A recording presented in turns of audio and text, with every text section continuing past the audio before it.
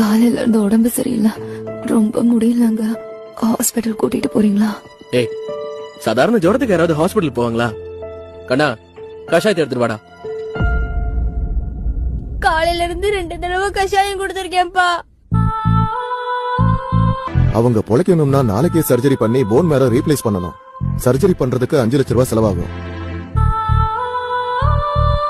பொழைக்கணும்னா operation பண்ணணுமாமா? Doctor அப்பா கிட்ட 5 லட்சம் ஆகும்னு சொன்னாரு. 5 லட்சமா? அதுக்கு உங்க அப்பா என்ன சொன்னாரு?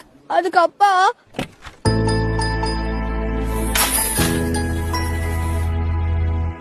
ஒரு நிமிஷம் கூட யோசிக்காம எல்லா காசும் கட்டிட்டாருமா.